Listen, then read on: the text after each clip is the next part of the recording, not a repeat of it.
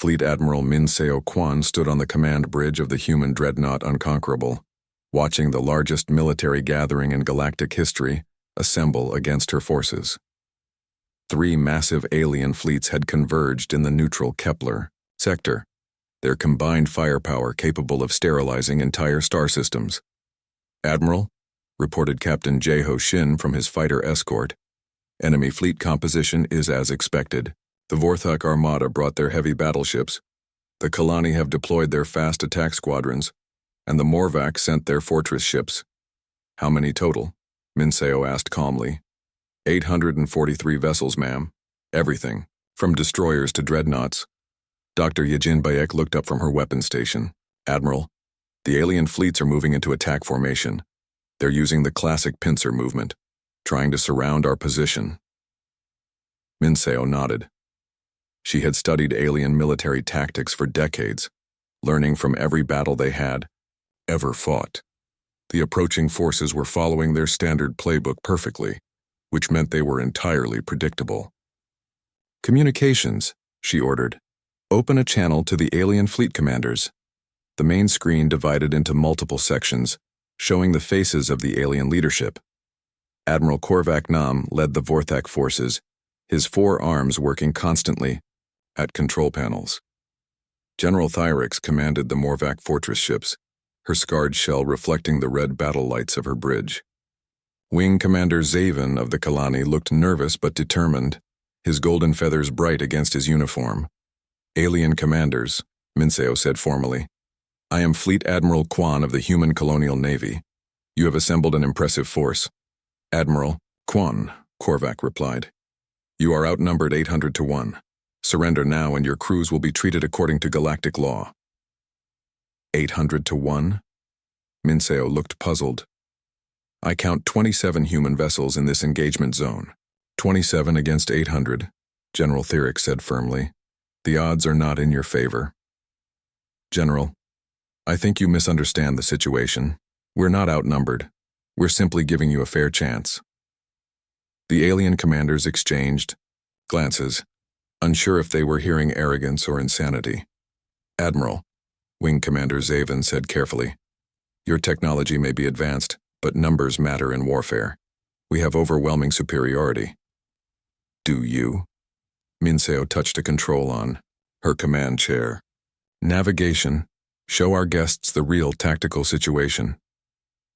The space around the assembled fleet suddenly filled with new contacts. Human ships materialized from apparently empty space, not 27 vessels, but over 200. They had been there all along, hidden by stealth technology so advanced that the alien sensors hadn't detected them even when looking directly at them. "Impossible," Korvac breathed. "Admiral Nam, your sensors detect ships by looking for energy signatures, heat patterns, and gravitational distortions," Min Seo explained patiently. "Our ships produce no waste heat, generate their own gravitational fields, and can exist in a quantum state that makes them effectively invisible until we choose to be seen." Captain Jae-ho Shin moved his experimental fighter into visual range of the alien flagship. The small craft danced through space with impossible agility, performing maneuvers that should have torn it apart under normal physics. "Wing Commander Zaven," he called over the communication channel, "your people developed excellent fighter tactics. We learned much from studying your battle recordings." "How did you get our classified battle recordings?" Zaven demanded. "Commander, we've been inside your computer networks for 50 years. Every tactical manual, every training simulation, every strategic plan, we've studied them all." On the Morvac fortress ship Ironwall, General Thyrix realized the scope of what they were facing. The humans hadn't just advanced beyond galactic technology, they had been spying on the galaxy for decades, learning every weakness and preparing countermeasures for every tactic. "All ships," she broadcast on the Morvac command frequency, "prepare for immediate attack, full power to weapons and shields." Dr. Yejin Bayek monitored the alien preparations from her station on the Unconquerable. "Admiral, all 3 enemy fleets are charging weapons. I'm reading massive energy buildups across their formations." "Excellent," Min Seo replied. "All human vessels maintain defensive positions. Do not fire unless fired upon. Let's see what they've learned in 2 centuries of peace. The alien attack began with a coordinated barrage from 800 ships. Energy beams that could crack planets lanced through space toward the human fleet. Missiles that could destroy cities by the dozen streaked through the darkness. The combined firepower was enough to glass entire worlds. The human ships didn't try to dodge. They didn't raise visible shields or activate defensive systems. They simply continued floating in space as if unaware of the attack. The weapons reached the human fleet and vanished, not deflected, not absorbed, not blocked.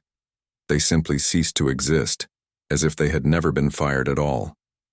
What just happened? Korvac demanded, staring at his weapon displays showing 0 hits despite clear targeting solutions. Admiral Num, your weapons were neutralized by quantum dissolution fields. Minseo explained calmly. The energy was broken down into base particles and converted to useful power. Thank you for the recharge. That's impossible, Thyrix said. Energy cannot simply disappear. General, energy doesn't disappear. It changes form. Your attack energy is now powering our coffee makers. The casual dismissal of their most powerful weapon sent shockwaves through the alien crews. On ship after ship, bridge officers stared at their screens in disbelief. Human fleet, Wing Commander Zaven called desperately. We demand you explain your technology. Commander, Captain Ho Shin replied from his fighter. We learned it from you. Your people developed quantum field manipulation 200 years ago. We simply took it to its logical conclusion. We never developed anything like what you're using. No, but you developed the foundation. We built the rest. Admiral Minseo decided the demonstration had gone on long enough. Alien commanders, you have seen our defensive capabilities. Would you like to see our offensive systems? No, Korvac said quickly. Admiral, we may have made an error in judgment. You think so? Communications, please contact the Galactic Council. Inform them that their military demonstration has concluded successfully.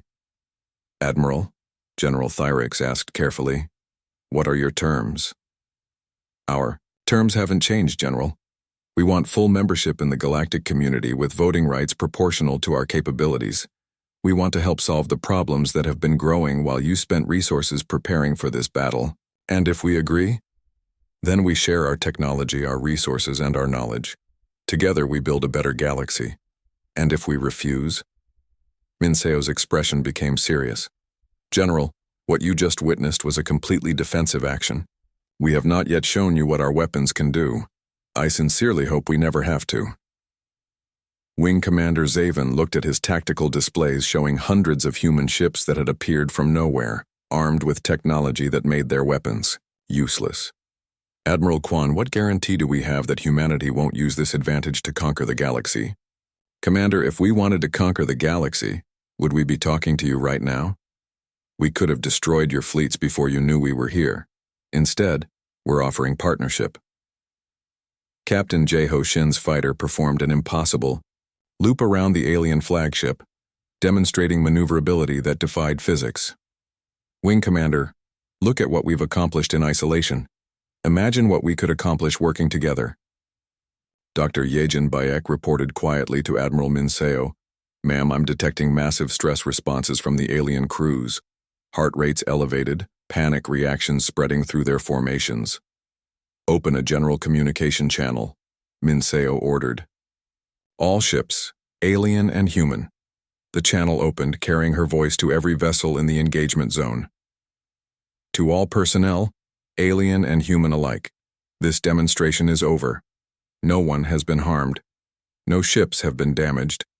We have shown that human technology can defend against any attack, but we have not shown that we wish to attack anyone. She paused, letting her words sink in across hundreds of ships and thousands of crew members.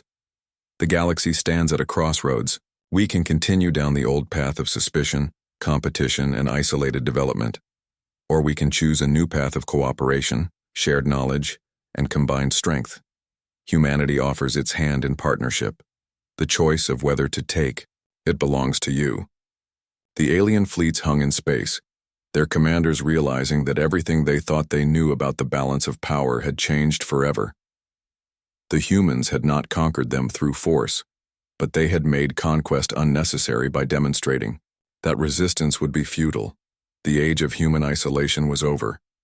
The question now was what kind of age would replace it. President Seohan Yoon stood on the observation deck of New Geneva Station, watching cargo ships from dozens of species dock at the massive spaceport. 6 months had passed since humanity's emergence from quarantine, and the galaxy had transformed in ways no one could have imagined. The station itself was a marvel of combined technology. Human engineering provided the framework and power systems, while alien expertise added specialized facilities for different species' needs. Kilani atmospheric processors created perfect environments for bird-like creatures, while Morvac heavy construction techniques built docking bays strong enough to handle the largest cargo haulers. "Mr. President," called Admiral Neon Lim as she approached, "the morning briefing is ready." Seohan nodded, taking one last look at the peaceful scene outside. Trade ships that once took weeks to cross the galaxy now made the same journey in days using human-improved hyperspace technology. Pirates who had plagued the shipping lanes found their weapons useless against cargo vessels protected by human-designed defense fields. In the station's main conference room, representatives from across the galaxy gathered for the daily coordination meeting. Dr. Chang Min Hong, now director of the Interspecies Technology Sharing Program, displayed holographic charts showing the latest improvements to galactic infrastructure. "The new hyperspace relay network is ahead of schedule," he reported. "Travel time between major systems has been reduced by 85%. Trade volume is up 400%. And we've had 0 piracy incidents on protected routes." Counselor Ariam Wu, humanity's representative to the Reformed Galactic Council, added her report. The Council voted unanimously to adopt human-designed communication protocols for emergency response. The machine uprising in Andromeda is finally being contained through coordinated action. "What about the Outer Rim situation?" Seohan asked. "The 40-year war between the Zephyr Republic and the Coalition ended last week," Admiral Neon replied. "Both sides accepted human mediation when they realized their weapons couldn't penetrate our peacekeeping ships. They're now working together to rebuild damaged worlds," Seohan smiled. The galaxy's problems hadn't disappeared overnight, but they were finally being addressed with the resources and coordination they deserved. Human technology had made many old conflicts pointless, while human mediation provided neutral ground for negotiations. On the planet Nexus Prime, former Admiral Yuna Choi walked through the expanded council chambers, where representatives from humanity's 112 colony worlds took their seats alongside delegates from traditional galactic powers. The humans hadn't taken over the government. They had simply made it work better. Admiral Choi called Counselor Jiwon Song, who now served as humanity's senior representative. "How are the integration programs progressing?" "Better than expected," Yuna replied. She had voluntarily resigned from military service to help coordinate the peaceful transition to the new galactic order. 70% of alien military vessels have been upgraded with human defensive systems. The remaining 30% are scheduled for upgrade over the next 2 months. Any resistance? Less every day. It's hard to argue against technology that makes your ships virtually indestructible while reducing operating costs by 90%. In the Kalani sector, Wing Commander Zaven tested his upgraded fighter craft in training exercises with Captain Jaeho Shin. The human pilot had become an instructor, teaching alien crews how to use technology that made their old fighters look like toys. "Commander," Jaeho called over the communication channel, "try the quantum displacement maneuver we practiced yesterday." Zaven activated the new systems, feeling his fighter slip partially out of normal space. He could see enemy targets, but they couldn't see him. When he returned to normal space, his weapons locked onto multiple targets with impossible accuracy. "I still can't believe this is real," Zaven said. 6 months ago, I commanded the fastest fighters in the galaxy. Now I'm flying a ship that exists in multiple dimensions simultaneously. "Commander, this is just the beginning," Jaeho replied. "Wait until you see what we're working on next." On the former human quarantine boundary, The observation post had been converted into a museum and research center. Minji Park, once a navigation officer watching for human ships trying to escape, now worked as a curator explaining to visitors how humanity's isolation had become the foundation for galactic advancement. The irony, she told a group of students, from various species, is that the quarantine was supposed to contain human aggression. Instead, it focused human creativity. 200 years of studying every alien ship that approached their borders gave humans an encyclopedia of galactic technology to improve upon. A young Morvac student raised a claw. But why didn't they try to escape earlier? Because they knew they weren't ready, Minji replied. Humans have a saying, success is when preparation meets opportunity. They spent 2 centuries preparing, then waited for the right opportunity to reveal themselves. What was the right opportunity? Asked a Kalani fledgling. When they were so far beyond everyone else that resistance would be pointless, but they were still interested in cooperation rather than conquest. Deep in the Sol system, engineer Wu Jin, Lim worked in laboratories that would have seemed like magic to the aliens who once guarded the system's borders. His team was developing the next generation of technology, systems that would make the current human fleet look primitive. Status. Report, he asked his assistant, Dr. Subin Park. The dimensional transcendence drive is showing promising results. Test flights have successfully accessed parallel universes with different physical constants. And the consciousness transfer project? Still theoretical, but we're making progress. If successful, it would allow individuals to exist as pure information, transferring between bodies or ships at will.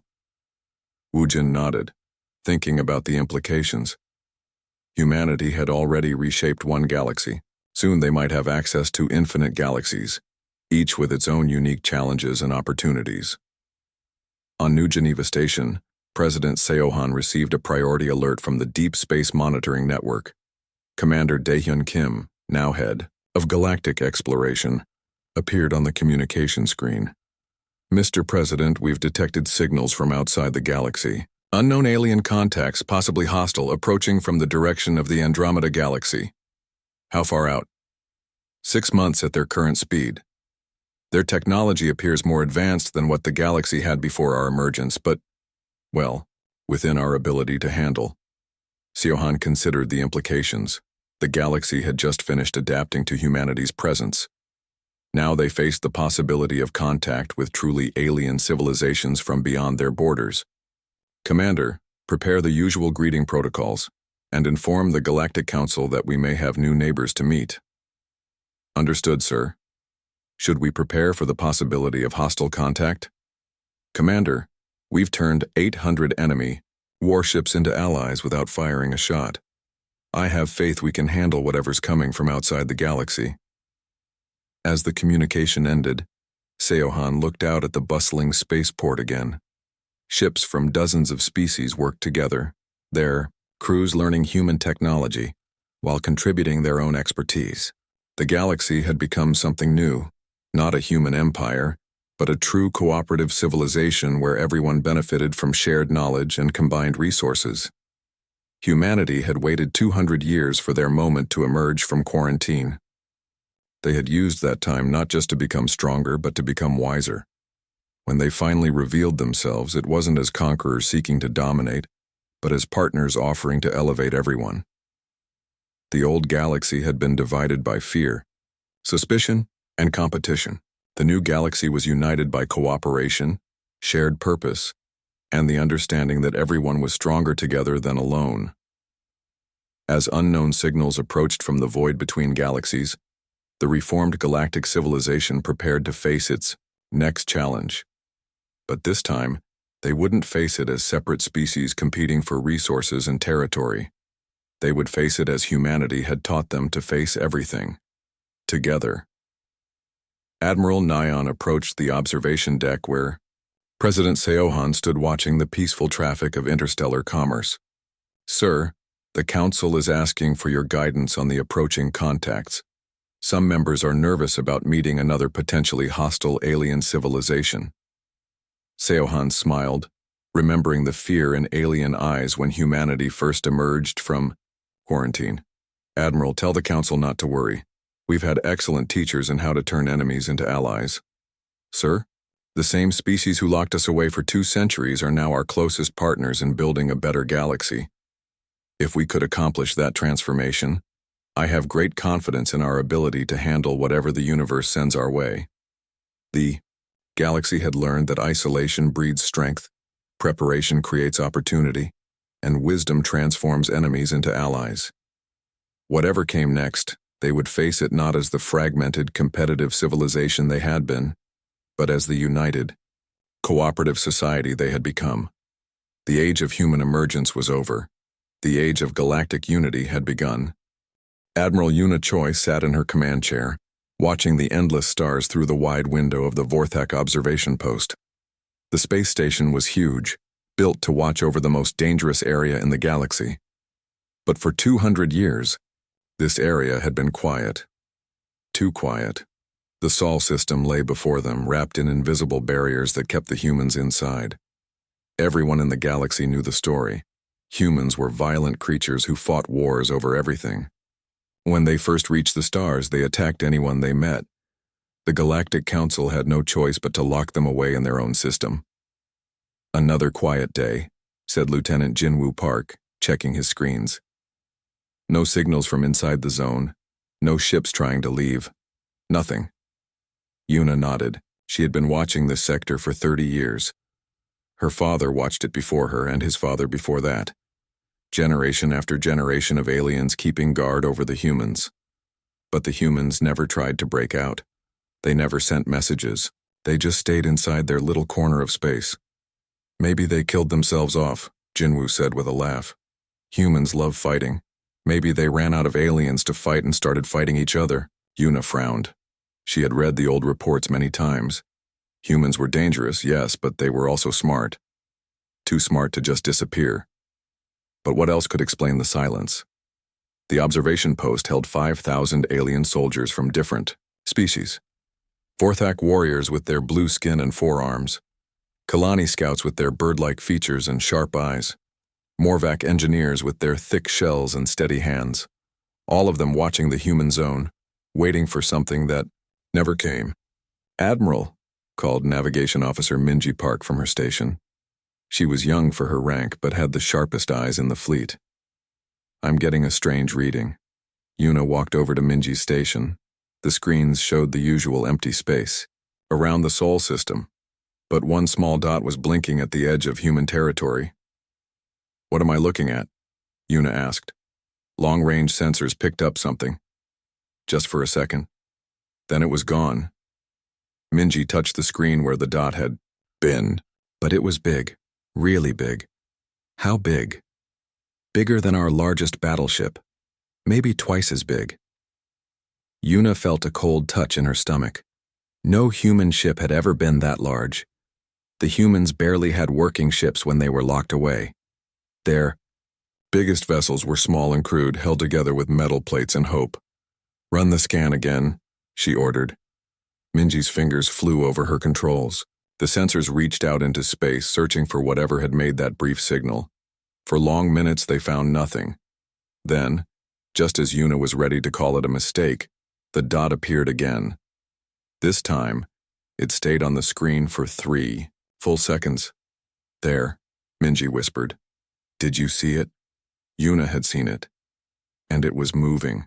Something massive was traveling through space at the edge of human territory. Something that shouldn't exist. "Get me a communication link to the Galactic Council," Una said. Her voice stayed calm, but her heart was beating fast. "Priority channel." While Jinwoo worked to establish the link, Una stared at the spot where the signal had appeared. 200 years of silence, 200 years of peace. And now this. The communication screen lit up with the face of Counselor Ravik, a Kalani with golden feathers and intelligent black eyes. "Admiral Choi, what brings you to contact us at this hour?" "Counselor, we have a situation. Our sensors detected a large object moving in the human quarantine zone." Ravik's feathers ruffled, a sign of concern among his people. "How large?" "Unknown exactly, but bigger than any ship in our records, and it's moving toward the edge of the zone." There was silence. On the communication link, Yuna could see other faces appearing behind Ravik as more council members joined the call. Could it be an asteroid? Asked Counselor Thrix, a Morvac whose shell was scarred from many battles. No, sir, Minji called from her station. The movement pattern is too regular, and it's accelerating. Accelerating? Ravik's voice became sharp. Admiral, I'm sending additional ships to your position. Do not engage whatever this is. Observe only. Understood, Counselor. The communication ended, leaving Yuna alone with her crew and a growing sense of worry. She had trained her whole life for the day the humans might try to break free. But she had imagined small ships, desperate attacks, something they could easily stop. Not this. Not something bigger than their most powerful vessels. Admiral, Minji said quietly, I'm tracking the object's course. If it maintains current speed and direction, it will reach the edge of the quarantine zone in 6 hours. 6 hours. Yuna had 6 hours to prepare for whatever was coming.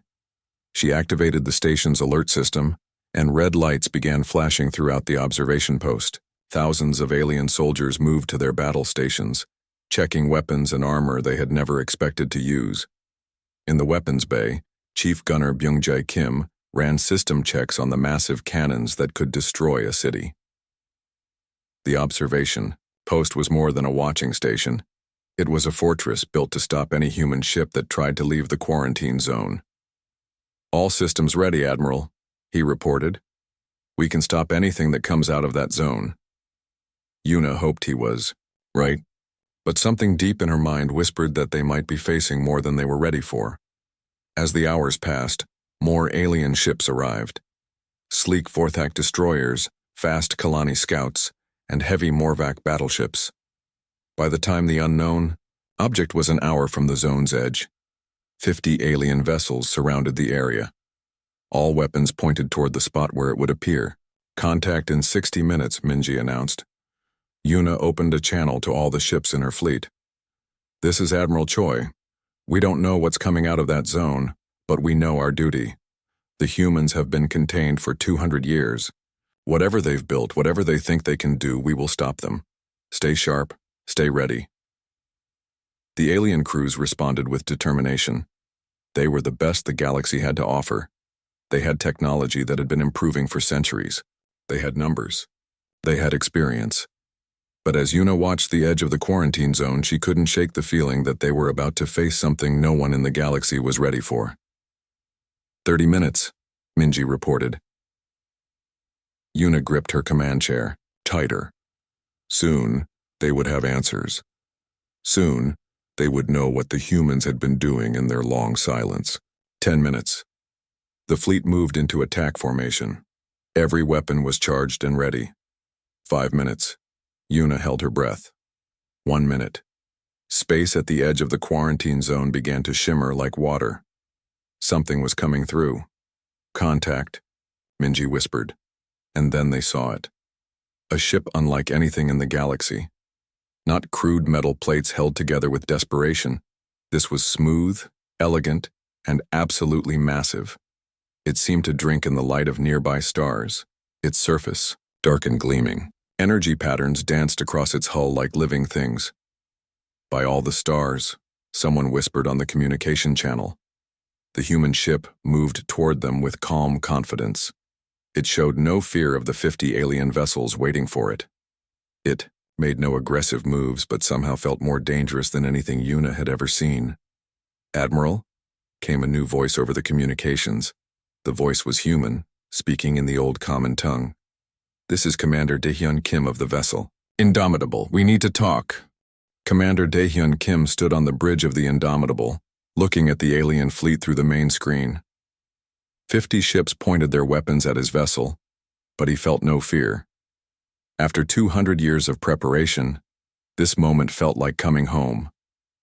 Communications are open, Commander, reported Lieutenant Kyung-min Han from his station. All alien vessels are receiving our signal. Good. Daehyun stepped forward, his hands clasped behind his back. Navigation Officer Minji Park, display our current position for the alien fleet. Yes, Commander. Minji's fingers moved over her controls, and the Indomitable's sensors painted a perfect picture of the space around them. Every alien ship, every weapon, every energy signature was mapped and analyzed in seconds. On the observation post, Admiral Yuna Choi stared at the human ship with growing amazement. The vessel was at least twice the size of her largest battleship, but it moved with the grace of a small fighter craft. Its hull was dark and smooth, covered in patterns that seemed to shift and change as she watched. "Commander Kim," she said over the communication channel, "I am Admiral Yuna Choi of the Galactic Council Defense Force. You are in violation of the Sol System quarantine. Return to your territory immediately." Daehyun smiled. It was not a friendly smile. "Admiral Choi, I thank you for 200 years of excellent guard duty, but I'm afraid the quarantine period has ended." "The quarantine is permanent," Yuna replied firmly. "It will only end when the Galactic Council decides it ends." "The Galactic Council," Daehyun repeated slowly. "Yes, we've been watching the Council, very carefully. Every decision, every law, every military movement. We know about your wars with the Zephyr Republic. We know about the trade disputes with the Outer Rim colonies. We know about the new weapons you developed to fight the machine." Uprising in the Andromeda sector, Yuna felt her blood turn cold. Those were classified military secrets. How could the humans know about events that happened light years from their quarantine zone? Captain Jihoon Nam of the Vorthak destroyer Skyrender moved his ship closer to the human vessel. "How do you know about those events?" he demanded over the communication channel. "Captain Nam, isn't it?" Daehyun said pleasantly. "Son of Admiral Korvac Nam, hero of the Battle of Seven Suns. You command 12 ships in this sector, including 3 new stealth destroyers that your people think are invisible." Jihoon's 4 arms tensed on his weapon controls. "That information is classified at the highest levels. Your stealth destroyers use quantum phase shifting to bend light around their hulls." Daehyun continued as if Jihoon hadn't spoken. "Interesting technology. We improved on it about 50 years ago." On the human ship, Dr. So-Young Kang looked up from her science station. "Commander, I'm reading massive energy spikes from the alien vessels. They're charging weapons." "Let them," Daehyun said calmly. "Communications, open a channel to all alien ships." Kyungmin nodded. "Channel open, Commander." Daehyun's voice carried to every alien vessel in the area. "Attention Galactic Council forces. I am Commander Daehyun Kim of the Human Colonial Navy. For 200 years, you have kept us locked in our home system, believing us to be dangerous primitives who needed to be contained. You were half right." On the observation post, Chief Engineer Sung-Ho Lee monitored the alien fleet's movements. He had fought in the last battles before the quarantine, when humans were desperate and outgunned. Now, watching the alien ships through sensors that could count the rivets on their hulls, he felt a deep satisfaction. "We are dangerous," Daehyun continued. "But we are not primitives. Every ship that approached our quarantine zone in the past 2 centuries was studied. Every energy signature was analyzed. Every weapon system was reverse engineered and improved. You gave us the greatest gift possible, time and motivation." Admiral Yuna realized what the human was saying. The quarantine hadn't contained humanity's growth. It had focused it. For 200 years, humans had been studying alien technology, learning from the very ships sent to guard them. "Impossible," she whispered. "Admiral," Minji said urgently, "I'm getting readings from the human ship that don't match any known technology. Their power output is, well, it's impossible." Captain Jihoon had heard enough. "Human vessel, you will return to your quarantine. Zone or be destroyed. You are outnumbered 50 to 1. Daehyun's smile widened. "Captain Nam, would you like to test your weapons against our defenses? I promise you, it will be educational." "Commander," Dr. So-Young said quietly, "multiple alien vessels are powering weapons. The Vorthak destroyers are targeting our engine sections." "Perfect," Daehyun replied. "This will be an excellent demonstration. All stations prepare for incoming fire. Do not return fire. Repeat, do not return fire." The bridge crew worked calmly at their stations, showing no fear as 50 alien ships prepared to attack them. Chief Engineer Wu Jin Lim monitored the ship's defensive systems from his position deep in the vessel's heart. The technology he had helped develop was about to be tested in real combat for the first time. Human ship, Admiral Yuna called over the communication channel. I'm giving you one final warning. Leave this area now or face the consequences. Admiral, you have been most patient, Daehyun said, but patience time is over. Captain Nam, please proceed with your attack. Show us what Galactic Council technology can do. Jihoon's ship fired. First, a beam of concentrated energy lanced through space toward the Indomitable. The other alien vessels followed, filling space with deadly light and explosive projectiles. It was enough firepower to destroy a small moon. The weapons reached the human ship and simply stopped. Not stopped by shields, not deflected by armor. The energy just disappeared, as if it had never existed. The projectiles dissolved into nothing meters from the Indomitable's hull. Impossible, Jihoon breathed. On the human ship, Tactical Officer Hyemin Yu reported calmly. All incoming fire neutralized, Commander. 0 damage to ship systems. Excellent, Daehyun said. Communications broadcast on all frequencies. I want every ship in this sector to hear this. Kyungmin activated the broadcast system. Broadcasting, Commander. Attention Galactic Council forces, Daehyun's voice carried across space. What you just witnessed was human defensive technology. Your weapons were not blocked or deflected. They were analyzed, understood, and neutralized at the quantum level. This is what we learned during our quarantine. The alien fleet floated in stunned silence. Their most powerful weapons had been turned into nothing more than light shows. But we learned much more than defense, Daehyun continued. We learned about galactic politics, trade routes, military strategies, and technological advancement. We watched your wars and your peace treaties. We studied your successes and your failures. And we waited for the right moment to introduce ourselves properly. Admiral Yuna found her voice. What do you want? What we want, Admiral, is very simple. We want to join the galactic community as equals, not prisoners. We want to share our improvements to your technology. We want to help solve the problems that have been growing while you spent resources watching empty space. And if the Council refuses? Daehyun's expression became serious. Admiral, you just saw what happened to your weapons when they met our defenses. Would you like to see what happens when our weapons meet your defenses? The threat hung in space like a living thing. 50 alien ships faced one human vessel, but suddenly the numbers didn't seem to matter. I'll need to contact the Council, Yuna said finally. Of course, take all the time you need. We've waited 200 years, we can wait a little longer. Daehyun paused. But, Admiral, while you're making your report, you might want to mention that this ship is not alone. We've been very busy during our quarantine. On her long-range sensors, Minji Park detected new signals coming from deep inside the human quarantine zone. Lots of them. The humans hadn't built just one impossible ship. They had built a fleet. In the depths of the Indomitable, Engineer Wu Jin Lim walked through corridors that hummed with power beyond anything the galaxy had ever seen. The ship's quantum displacement systems were his creation, born from decades of studying every piece of alien technology that had come near Earth's quarantine zone. Status report, he spoke into his communication device. All systems operating at peak efficiency, came the reply from his engineering team. The defensive grid handled the alien attack perfectly. 0 stress on the main systems. Wu Jin smiled. The aliens had no idea what they were really facing. Their weapons hadn't failed to penetrate human defenses. They had been converted into pure energy and fed into the ship's power systems. The attack had actually made the Indomitable stronger. On the bridge, Commander Daehyun Kim watched the alien fleet through sensors that could count the metal atoms in their hulls.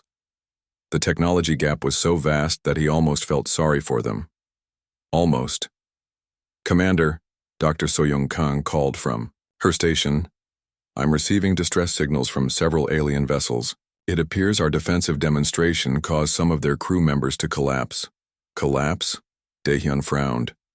We didn't attack them. No, sir. But when their weapons failed so completely, the shock affected their nervous systems. The psychological impact of seeing their most powerful weapons reduced to nothing appears to have been severe. Navigation Officer Minji Park turned from her station. Commander, Admiral Choi is requesting permission to send medical aid to her fleet. Granted, of course. We're not monsters. Daehyun activated the communication channel. Admiral Choi, you have permission to tend to your wounded. We will not interfere with your medical operations. On the observation post, Admiral Yuna Choi supervised the emergency medical teams as they treated crew members who had suffered mental trauma from witnessing impossible technology. Some were unconscious, others sat staring at nothing, unable to process what they had seen. How many casualties? She asked Chief Medical Officer Dongwoo Park. 17 unconscious, 43 in various states of shock. They'll recover, but seeing their weapons completely neutralized without any visible defense system has shaken them badly. Yuna understood. She felt shaken herself. In all her years of military service through battles and wars across the galaxy, she had never seen anything like what the human ship had just done. Admiral, called Communications Officer Jinwoo Park. I have Counselor Ravik on priority channel. He wants an immediate report. Yuna accepted the communication. The Kalani counselor's golden feathers were ruffled with anxiety. Admiral Choi, we received your preliminary report about a human vessel. Please tell me you've dealt with the situation. Counselor, the situation is complex. The human ship demonstrated technology that our scientists will need years to understand. They neutralized our entire fleet's weapons without using any defensive systems we could detect. That's impossible. I thought so too, sir, but I watched it happen. Every weapon we fired simply disappeared before reaching their hull. No explosions, no deflection, no energy discharge. The weapons just stopped existing. The communication channel was silent for long moments. When Ravik spoke again, his voice was tight with worry. How many human ships are we facing? Just one, sir. But they claim to have more. Claims are meaningless. What do your sensors tell you? Yuna looked at her sensor officer who had been monitoring the human quarantine zone since the first ship appeared. Ma'am, I'm detecting massive energy signatures deep inside their territory. Multiple signals, all consistent with the ship we're facing now. How many? Ravik asked. At least 20, sir. Possibly more. The signals are partially masked by some kind of interference field. On the human ship, Chief Engineer Sung-Ho Lee monitored the alien communications from his position at the sensor station. The humans could hear every word the aliens spoke to each other, decode every encrypted signal, and predict their next moves with disturbing accuracy. Commander, he reported to Daehyun, the alien leadership is gathering an emergency session of the Galactic Council. They're discussing military options. Expected, Daehyun replied. Tactical Officer Yu, what's your assessment of their fleet? Capabilities? Tactical Officer Hyemin Yu had spent 30 years studying alien military doctrine. Sir, they have approximately 2,000 active warships spread across the galaxy. Their most powerful vessels carry weapons that could destroy our old ships in seconds. Against current human technology, they might as well be throwing rocks. And their coordination? Poor, sir. 7 different species with 7 different command structures. In a major battle, they'd spend as much time arguing with each other as fighting us. Dr. So-Young Kang looked up from her science station. Commander, I'm detecting high-stress pheromone releases from the alien crews. Fear, confusion, and something else. Resignation, perhaps? They're beginning to understand, Daehyun said quietly. Communications. Open a channel to Admiral Choi. The channel opened and Daehyun's voice carried across to the observation post. Admiral, I believe your superiors are discussing their options. May I save them some time? I'm listening, Yuna replied carefully. Option 1. They attack us with everything they have. I promise you, Admiral, that would end very badly for the galactic community. Option 2. They attempt to negotiate. This is what we prefer. And option 3? There is no option 3. Those are the only 2 choices that lead to outcomes where galactic civilization continues to exist.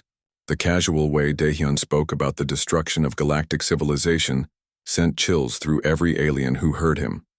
This wasn't a threat born from desperation or anger. It was a simple statement of fact. Commander Kim, Admiral Yuna said, You claim to have advanced beyond our technology in just 200 years. That seems impossible given your starting point. Admiral, you're thinking like someone who had to invent everything from scratch. We didn't invent anything. We simply took your inventions and perfected them. When you showed us fusion power, we developed fusion reactors that produce 10 times more energy with half the fuel. When you demonstrated energy shields, we created fields that don't just block attacks. They convert incoming energy into useful power. Engineer Wu Jin Lim's voice came over the ship's communication system. Commander, we're receiving detailed scans from multiple alien vessels. They're trying to understand our hull composition. Let them scan, Daehyun replied. Maybe they'll learn something useful. On the Vorthak destroyer Skyrender, Captain Ji-hoon Nam watched in frustration as his most advanced sensors failed to penetrate the human ship's hull. Science Officer Minho Pak, what are you getting? Captain, the human ship's hull appears to be made of materials that shouldn't exist. The molecular structure keeps shifting. Every time our scanners try to analyze it, the composition changes. Changes how? It's like the ship is rebuilding itself at the atomic level every few seconds. The hull we're looking at now isn't the same hull we scanned a minute ago. Ji-hoon's forearms clenched with frustration. That's impossible. Matter doesn't work that way. I know, sir. But that's what we're seeing. On the human ship, Dr. So-young Kang monitored the alien scanning attempts with amusement. The ship's adaptive hull was one of humanity's simpler innovations, a metal that could adjust its properties in real time based on environmental conditions. Against scanning attempts, it simply changed faster than the scanners could analyze it. Commander, she reported, the aliens are becoming increasingly agitated. Their science officers are reporting readings that contradict their understanding of physics. Physics is a funny thing, Daehyun mused. The aliens think they understand the rules of the universe, but rules are just limitations you accept. We spent 200 years learning not to accept limitations. Communications Officer Kyung-min Han received a priority signal. Commander, we're getting a response from the Galactic Council. They want to establish formal negotiations. Excellent. Tell them we'll meet wherever they prefer. But make it clear that this ship comes with me. I'm not leaving the Indomitable behind. Sir, they probably won't allow an armed vessel in their council chambers. Daehyun smiled. Officer Han, every vessel is armed compared to what they have. They might as well get used to the new reality. Admiral Yuna watched the human ship through her viewing port. It hung in space like a dark jewel, beautiful and terrifying. She had dedicated her life to keeping humanity contained, believing them to be a threat to galactic peace. Now she realized that the quarantine hadn't contained the threat. It had been creating something far more dangerous. But as she watched, she began to wonder if dangerous was the right word. The humans could have destroyed her fleet easily. Instead, they offered negotiations. They could have killed her crew when they collapsed from shock. Instead, they allowed medical aid. Perhaps humanity wasn't the same species that had been locked away 2 centuries ago. Perhaps isolation had changed them in ways no one had expected. The question was, had it changed them for better or worse? The Great Council Chamber on Nexus Prime had not seen such tension in 300 years. Representatives from every major species in the galaxy sat in their designated sections, all staring at the massive display screen that showed the human vessel hanging in space like a dark promise of change. Counselor Ravik of the Kalani stood at the central podium, his golden feathers dulled with stress. Council members, we face an unprecedented situation. The humans have broken their quarantine with technology that our best scientists cannot explain. One ship, growled Counselor Thrix of the Morvac, his scarred shell gleaming under the chamber. Lights. 50 of our vessels surround one human ship and we're acting like they've conquered the galaxy. That one ship, interrupted Admiral Dongmin Che, who had arrived only hours before from the outer sectors, just made our entire military doctrine obsolete. I've reviewed the sensor recordings. Their defensive capabilities are beyond our current understanding. From the Zephyrian section, Counselor Arvin's crystalline form flickered with nervous energy. How is this possible? 200 years ago, humans could barely leave their own planet without their ships falling apart. The chamber fell silent. as a new figure approached the central floor. She was human, the first human to set foot in the council chamber in 2 centuries. Councillor Jiwan Song walked with calm confidence, seemingly unchanged by the passage of time that should have seen her dead of old age decades ago. Councillor Song, Ravik said quietly, "You were declared dead over 50 years ago." Reports of my death were greatly exaggerated, Jiwan replied with a slight smile. Human life extension technology has proven quite effective. I apologize for the dramatic entrance, but humanity felt it was time to return to galactic politics. The chamber erupted in voices. Species that had fought each other for millennia suddenly found themselves united in their shock at seeing a supposedly dead human calmly taking her place at the council floor. "How?" demanded Thrix. "How did you get here? Our sensors monitor every approach to this system, the same way we've been monitoring your activities for 2 centuries, Jiwan replied. Advanced stealth technology, improved hyperspace drives, and a thorough understanding of your sensor capabilities. General Taehyun-oh materialized beside Jiwan, his form shimmering as advanced holographic projection systems brought him into the chamber from the human fleet. Council members, I am General Oh, Commander of Humanity's Expeditionary Force. I bring greetings from Earth and our 112 colony worlds. Impossible, Ravik said. Humans were contained to one system. Counselor Ravik, humans were contained to one system in normal space. You never restricted our access to parallel dimensions, alternate realities, or pocket universes. We've been quite busy. The implications of this statement washed over the council like a cold wave. If humans had developed technology to access parallel dimensions, they could have built an empire completely outside the known galaxy. Admiral Dongmin Che stepped forward. General Oh, our intelligence services have detected no human expansion beyond Sol system. Admiral, your intelligence services have been detecting exactly what we wanted them to detect.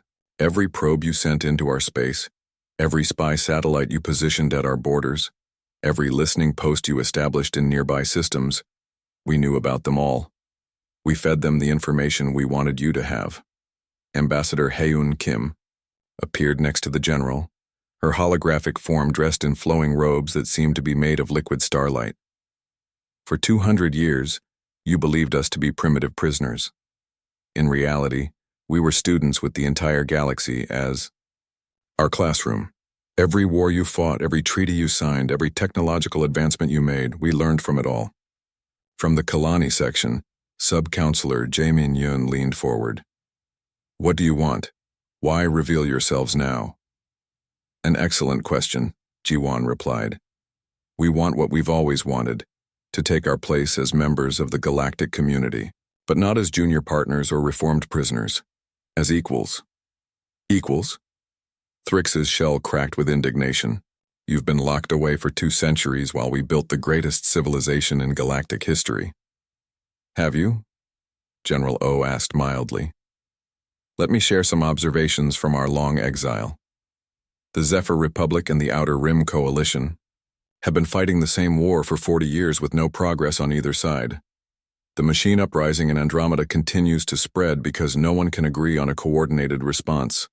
Piracy in the trade lanes has increased by 300% in the last decade. And most importantly, your technology has barely advanced in the past century. Our technology is the most advanced in the galaxy, protested Counselor Arvin. Your technology was the most advanced in the galaxy, Ambassador Haeun corrected. But you stopped pushing boundaries when you had no competition. We, on the other hand, spent 2 centuries with unlimited motivation to improve. The chamber's main display changed to show new images from the human quarantine zone, where once there had been a single star system with a few rocky planets. Now, there were massive orbital structures, artificial worlds, and energy patterns that defied easy explanation. This is what we built during our imprisonment, General O said. Not just ships or weapons, but an entire civilization dedicated to one goal, becoming better than everyone who locked us away. How many ships do you have? Admiral Dongmin asked bluntly. Enough, was the general's simple reply. That's not an answer. Admiral, it's the only answer you need. We have enough ships to accomplish our goals. Whether that's through cooperation or conquest is entirely up to this council. The threat hung in the air like smoke from a funeral pyre. Every being in the chamber understood that they were facing a choice that would determine the future of galactic civilization. Counselor Ravik spoke carefully. What exactly are you proposing? G1 activated a holographic display that showed the current map of galactic territories. A complete restructuring of galactic governance. The current system has proven ineffective at solving major problems. We propose a new council structure with humanity as a senior partner. Senior partner? Thrick slammed his armored fist on his council desk. You expect us to hand over control of the galaxy to a species that couldn't even build reliable spacecraft? 2 centuries ago? Counselor Thrix, we expect you to recognize reality, Ambassador Hayun said calmly. The old balance of power no longer exists. You can adapt to the new reality or be swept away by it. From the viewing gallery, military observer Chung Min Hong watched the proceedings with growing amazement. As a Kalani intelligence officer, he had spent years studying human capabilities based on limited data. Nothing in his analysis had prepared him for this moment. Council members, General O continued, we're not asking you to surrender. We're asking you to evolve. The problems facing this galaxy require solutions that your current system cannot provide. We offer partnership, shared technology, and combined resources to build something better than what exists now. And if we refuse? Ravik asked. The general's expression didn't change, but somehow the temperature in the chamber seemed to drop. Counselor, have you ever wondered why we waited 200 years to break our quarantine? Why we didn't try to escape earlier when we were weaker? Because you couldn't, Thrix growled. Because we were waiting for the right moment. The moment when we were strong enough not just to break free, but to reshape the galaxy according to our vision. That moment is now. Admiral Dongmin Chai studied the humans carefully. You're saying you allowed yourselves to be imprisoned? We're saying we made the best of a bad situation. You gave us time, isolation, and motivation. We used all three to become something the galaxy has never seen before. G1 stepped forward. Council members, I've lived through 2 centuries of human development. I've watched my species grow from desperate refugees to the most advanced civilization in known space. We offer you the chance to grow with us. But with or without your cooperation, the galaxy is going to change. This is madness, Arvin flickered, with agitation. You're asking us to restructure our entire civilization based on the claims of one ship. One ship, General O agreed. Would you like to see the rest of the fleet? The chamber's displays suddenly filled with new images. Deep, space telescopes throughout the galaxy began detecting massive energy signatures emerging from what had been thought to be empty space. Ship after ship after ship, each one dwarfing the largest vessels in the current galactic fleet. By the stars, whispered Sub-Counselor Yoon. How many? Ravik asked in a voice barely above a whisper. Does it matter? Ji-won replied gently. The question isn't how many ships we have. The question is what kind of galaxy we're going to build together.